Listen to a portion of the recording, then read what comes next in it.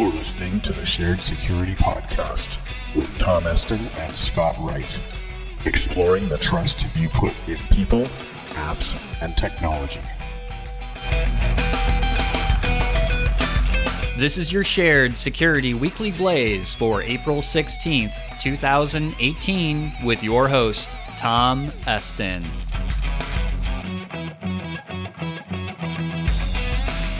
In this week's episode, Facebook goes to Congress, more data breach announcements, and a new hope for replacing passwords.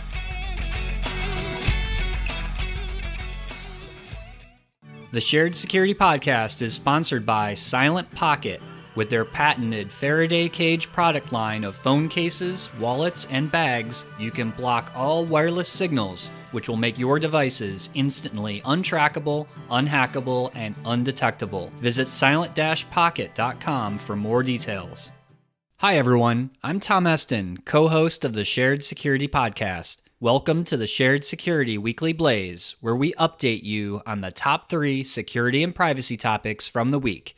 These weekly podcasts are published every Monday and are 15 minutes or less, quickly giving you news that you can use. If you like this podcast, we would really appreciate you leaving a review in iTunes or your favorite podcatcher app. Reviews really help move us up the podcast ratings list and are greatly appreciated. Shoutouts this week to Zod Magnus, Johan, BNI212, Strongarm Secure, Borderless_I, and Dr. Heleno_CA on Twitter, as well as IT in Cloud, Davizi, Grassfed Mama, and SimpleTech LA on Instagram, and Johan, Richard, Julie, Jason, and Stefan on Facebook for commenting, liking, and sharing our posts on social media. Thank you for your support of the show. The Facebook news continues this week with the announcement of a new tool to see if you or your friends shared personal information with Cambridge Analytica. This tool won't tell you who of your friends took the quiz called This Is Your Digital Life, but will just say how many of your friends may have taken the quiz. If this tool tells you some of your friends took the quiz, which allowed your data to be harvested, be sure to scold them until you find out who did it. Just kidding, but you may want to make a post about it so your friends are aware of what they did. Also within this tool, Facebook gives you a link to review the information you share with other third-party apps. So check out our show notes for the link to this tool and for more information. In other Facebook news, Facebook confirmed recently that it uses automated tools to scan private chats within their Facebook Messenger application for malware links, child porn, and other violations of its terms of service. This news was surprising to many users of the Messenger app, as most people thought that these conversations were not being monitored by Facebook.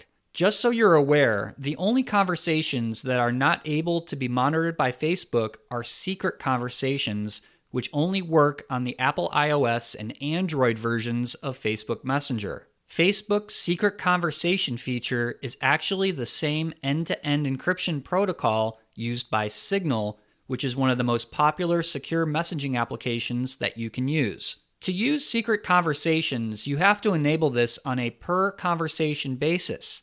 For details on how to do this, check out our show notes. One important thing to note about Facebook's secret conversations is that if the other party you're having a private conversation with reports your conversation for something inappropriate, these messages are then decrypted and sent to Facebook's support team. Just something to be aware of if you're using the secret conversations feature. Last but not least, Facebook CEO Mark Zuckerberg testified to Congress last week, which included legislators from both the Senate and House of Representatives. Legislators asked Mark Zuckerberg questions about how Facebook secures user data, what types of regulations should the government put in place for Facebook, and for Mark to explain the details around the Cambridge Analytica controversy. One thing that I noted during the testimony was that these legislators really have no idea how Facebook or any social network works. It was surprising to me that Mark Zuckerberg had to explain very basic functions and features that are part of using Facebook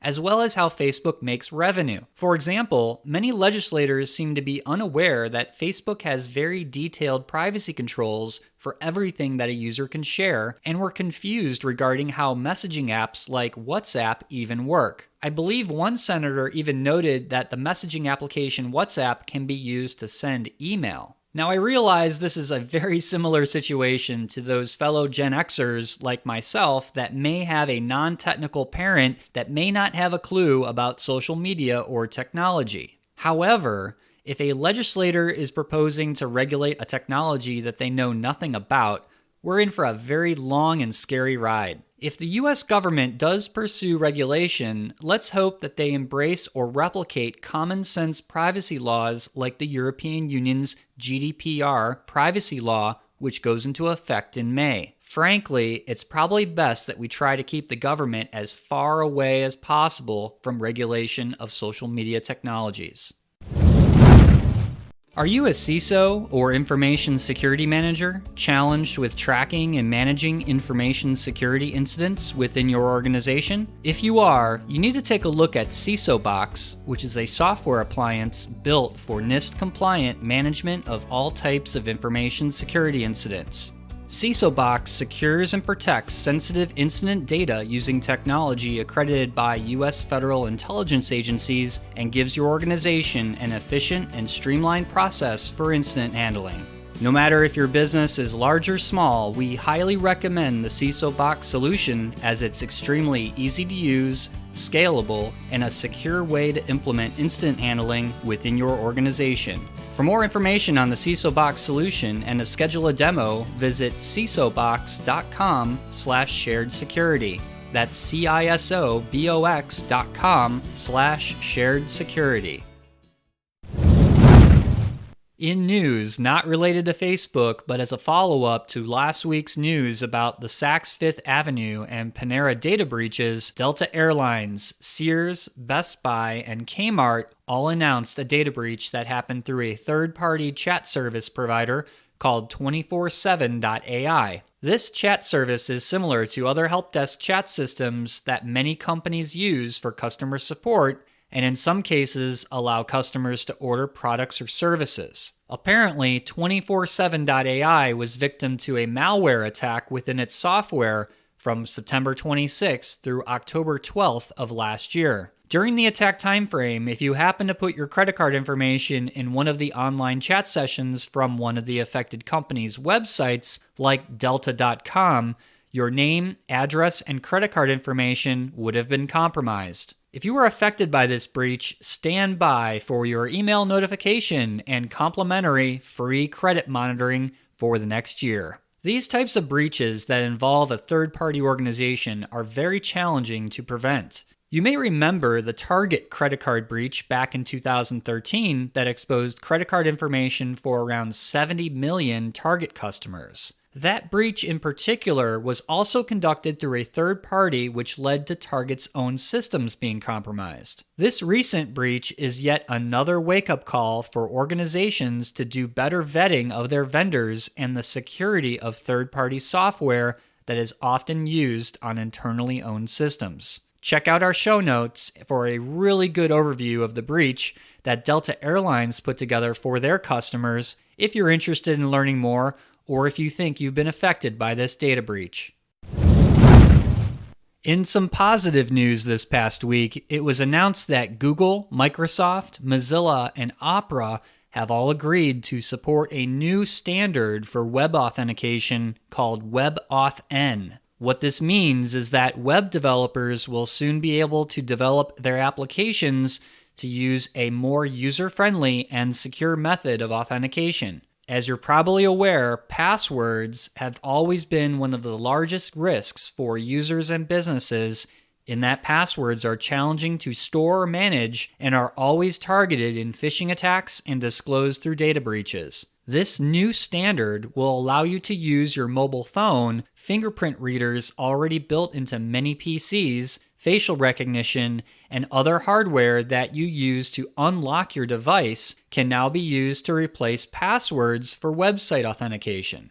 This new method of authentication is much more secure as user credentials and biometric data never leave the user's device and are never stored on any servers. There hasn't been a timeline given yet as to when we may be able to start using this form of authentication, but many popular sites like Dropbox, PayPal, Google, Bank of America, and others already support WebAuthn through a specification called FIDO, which is already being used for two-factor authentication on these sites already. This is definitely great news as we may finally see passwords slowly start to go away on the sites and services that we use. Just like how Apple and Samsung Pay make your credit card transactions much more secure, it'll be good to already use a device that we're familiar with to authenticate to websites as well. We'll be providing more updates as we get them about this new form of authentication and when it will be available for all of us to start using. That's a wrap for this week's show.